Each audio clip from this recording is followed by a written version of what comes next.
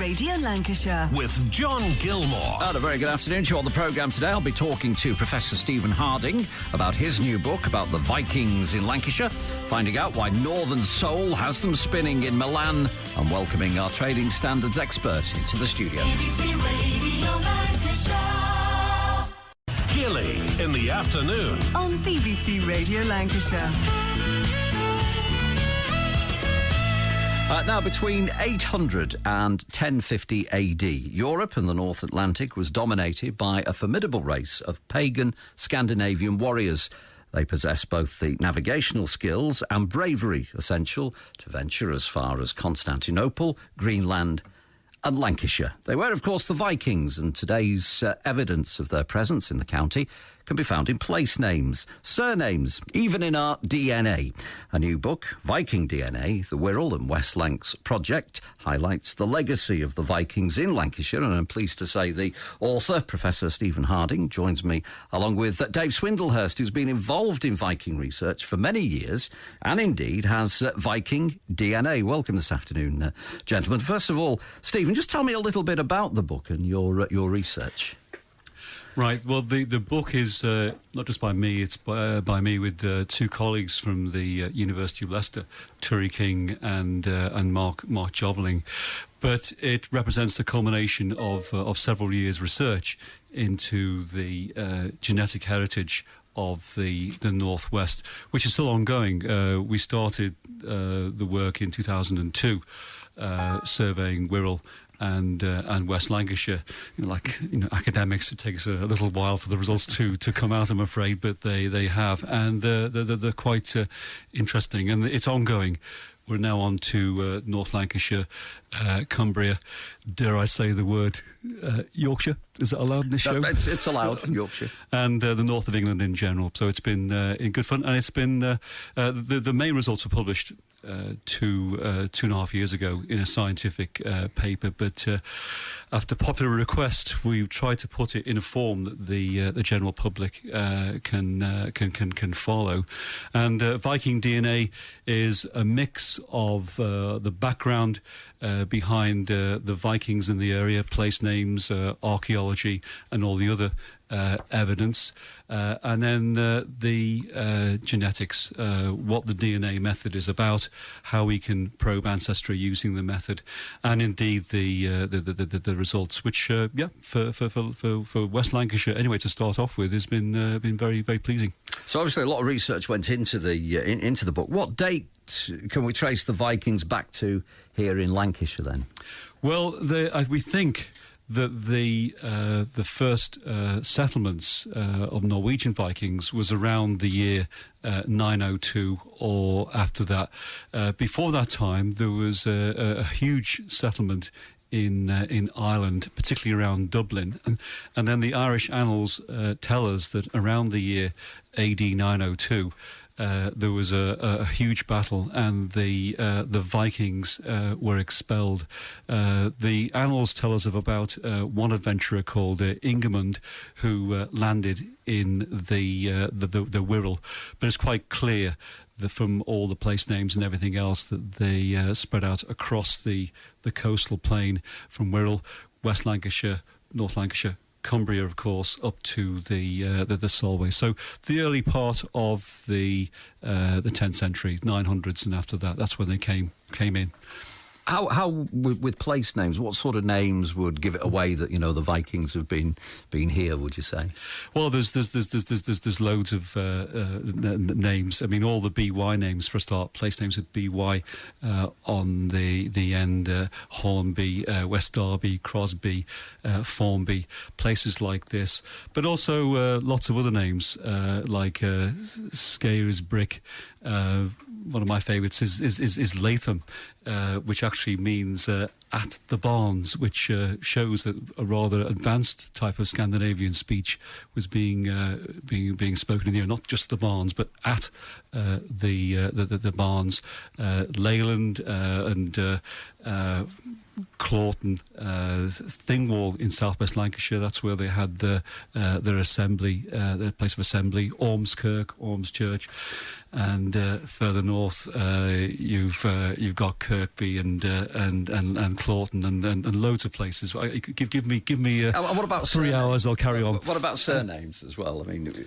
Well, surnames is more difficult to trace because surnames didn't come into being as in the form we know, in terms of being passed down the paternal line, not until the 14th century. So surnames don't go back right to the Viking times. Most of them don't anyway. But there are many surnames with Viking elements. One of my favourites is Cromwellholm.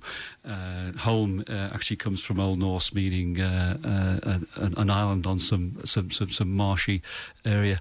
Carr, when you have someone called Carr, C-A-R-R, again it means a marshy land. So there's lots of surnames which have Viking elements in it. And when we were doing the research, the link with surnames was very important, because when we were doing the DNA testing, in selecting volunteers to take part, we had to get behind the problem of the large population movements that occurred after the Industrial Revolution.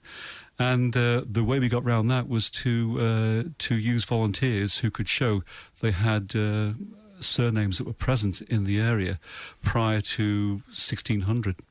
And by doing that, we were able to get some very successful results with the DNA. We'll come back. We'll chat some more after the headlines at 2:30. It's BBC Radio Lancashire, Thursday afternoon. Good afternoon. John Gillmore, Gilly till 4 today. Nice to have your company this afternoon. Lots to come between now and 4. We're talking Vikings and Viking DNA this afternoon. My studio guest, Stephen Harding, and also Dave Swindlehurst as well. We were talking about names there and places, Steve, of course. What about Vikings? I mean, were they a truly fierce race, as we tend them to believe to be? Yeah, to a large extent. But don't forget, at that time, everybody was just about fierce. And like any population, you had the mix of people. I used to say when Magnus was still alive that compare Vikings with Magnus Magnusson rather than Kirk Douglas, and to some extent, Dave would disagree, I'm sure. That's true, but yeah, they could use violence when they had to, and that was just how they were. But were there many myths around them? I mean, the way they dressed. I mean, did they wear, the horns, or is that just a myth, really? Well, sadly, the horns is a myth. Although, if people want to think of Vikings like that's fine. It was really an invention by the Victorians and people like Wagner in their operas and things, where these horns. But it had this romantic feel about it, and that's how it got propagated to an extent that everyone believed that Vikings had horns on their helmets. But this is not true, and it'd be totally impractical to have horns when you're fighting and things. It would give the opponents a huge advantage. Just grab the horn, you're gone. So sadly, that's not true. They were real explorers, though, weren't they, the Vikings? Indeed. Well, that was because they were superb boat builders. They had the apparatus to explore. They were fantastic boat builders, and they were great navigators. And that, coupled with the great sense of adventure, made them such a fantastic success. And one can understand the way people these days like to associate themselves with Vikings because of the sheer bravado. It's quite different when we were at school, when we were told that they were baddies, and Alfred the Great would defend us against these people. But in reality, that's quite different. And now, of course, we find from all the DNA research and things that they're actually part of us, part of of what we are now. So I think that changes the whole perception of how we view Vikings. With the DNA research, did you have plenty of volunteers come forward for that? It's interesting, because when this was first starting out, it was very difficult getting volunteers. I mean, the DNA test, it's essentially when looking at ancestry, because we get DNA from our mums and dads, and it's all mixed up. But part of our DNA comes down from our mums without change. It's passed down. It's called mitochondrial DNA. So we can use this as a test for maternal ancestry, and both men and women can test for the maternal ancestry. But men, we have this thing called the Y chromosome. That makes us men, and on this Y chromosome, it's just from our fathers. There's no part of that DNA which comes from our mums. So if we can analyse the DNA on this Y chromosome, it gives us a marker for ancestry.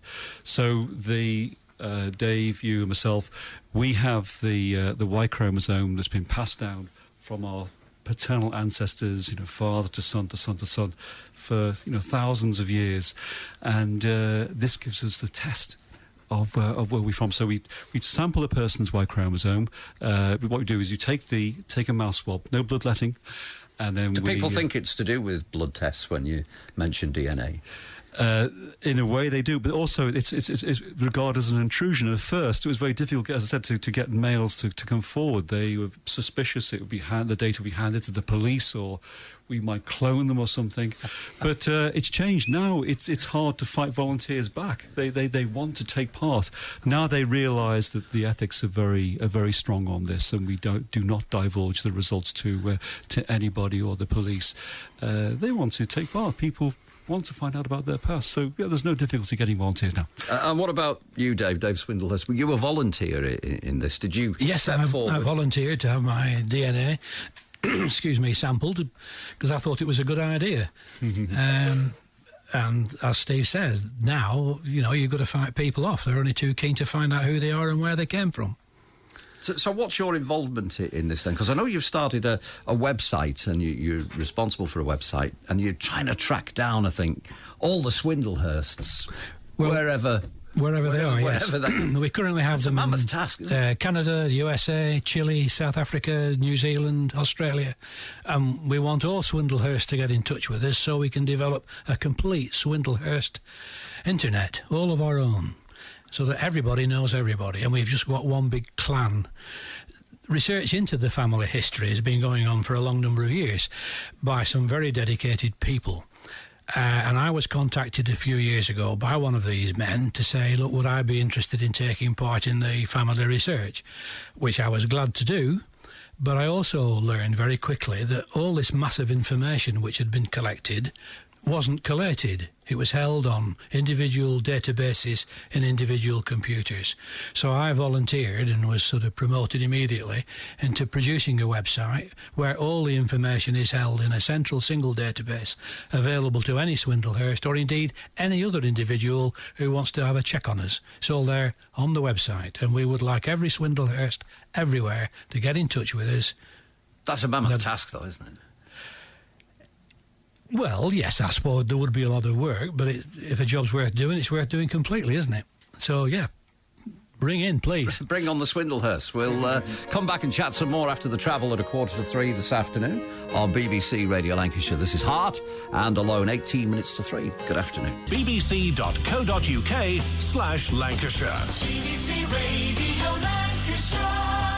And a very good afternoon to you, John Gillmore, Gilly, till 4 this afternoon. Lots to come between now and then. We're talking Vikings and Viking DNA between now and 3 o'clock with my guests this afternoon, Professor Stephen Harding, and also Dave Swindlehurst, who's trying to track down Swindlehursts everywhere, which, of course, is a good Lancashire name. We'll talk more to Dave in a moment here on BBC Radio Lancashire. Quick reminder, Brett's along at 4 this afternoon, with us through till 6 o'clock, rounding up all the day's news and events here on BBC Radio Lancashire. And if you've been fed up with being cooped up inside for the last few months, if that's how you feel, then listen to Brett this afternoon on the Tea Time programme. You may just have the answer. Tune in, hear all about it from 4 here on BBC Radio Lancashire. BBC Radio Lancashire. It's BBC Radio Lancashire, 8 minutes to 3. Dave Swindlehurst with me, and Professor Steve Harding as well. We're talking about the Vikings and Viking DNA and all the testing that you've been doing, and also the surname Swindlehurst. Now, that is, I believe, a good Viking name, that, Dave, is, and a Lancashire name as well. It's a Lancashire name. It's one of the oldest names in Lancashire from when surnames first started coming into use. Our earliest record goes back to 1189 AD, over 800 years ago. And we are very proud to carry it 800 years later. Over that time, though, did the name get changed? Any variations on the name? Yes, it has changed quite considerably in some respects. In the 1600s, we currently have a list of 36 different spellings, quite a few of which have developed in their own right, but are Swindlehursts originally. And the original name, currently believed to be our very first surname, is actually Swindlehurst. And the Swindlehurst has developed from that by the addition of Norman French after the Norman invasion in 1066. Well, when people, went to get married, was that sometimes when the name changed a little bit? Maybe yes, clerks indeed. who might be couldn't spell. Well, precisely. Most people couldn't read or write. Even the scribes couldn't read or write very well. So it was just a good guess then? Absolutely. It's just pure guess as to what actually came out of the end of the pencil. Yes. Hence all these variations.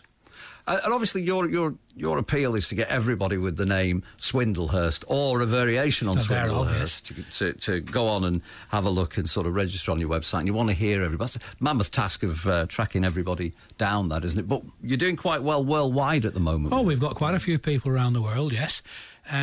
The reason why we're so interested is that at the minute a database consists just a series of dry dates.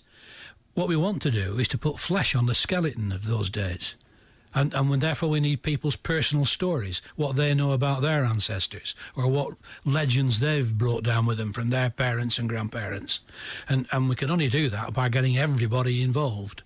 So hence we want everybody to get in touch with us. But what's your story then? Did you have a DNA test? What? I have been DNA tested, but although not for this particular purpose. Like most people, I've always had a vague interest in where I came from, who my parents were, what our origins were. And when the opportunity came to become involved in the DNA research and the Swindlehurst family research, and this fantastic job that these people have done tying those two together, how can you not be interested? Yeah, it's been a really big thing for me in my life. And I know, Stephen, you tested people on the Wirral, you tested people in West Lancashire.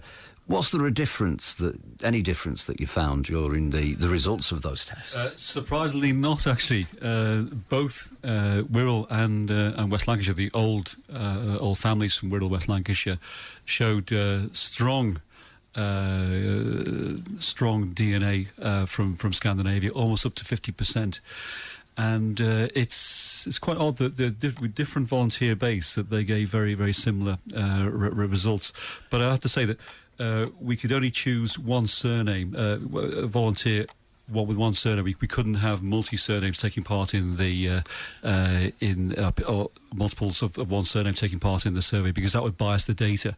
But what we did with the Swindlehursts is it was very important to show that there was a connection between DNA and surnames, and they proved absolutely fantastic for us, because I think of all the Swindlehursts that were tested, I think like 70 of them, 80% all had the same DNA type, and also in the case of the Swindlehurst, a DNA type that was very strongly present in Norway, a type called R1A1, and with R1A1. It's probably the only definitive test for an individual for Viking ancestry, one we can be absolutely sure about. So long as the Swindlehurst didn't have any Eastern European, Polish or Indian. Nope. We're Vikings. Yeah, okay. I'm proud of it. Now then, just before you go, because you told me a wonderful story that somebody confused you with the DNA by sending in the DNA of their cat, I think, wasn't it? That's right. We trust on the integrity of our volunteers, but we had some rather strange results came back, and it turned out that someone had swabbed their cat and sent the sample through. Did it turn out to be a Viking cat? No, it certainly didn't. Thanks for joining us this afternoon. If you want further info, by the way, on that website, we've got it all on the BBC Radio Lancashire Help Desk. Thank you to Dave Swindlehurst and Professor Stephen Harding.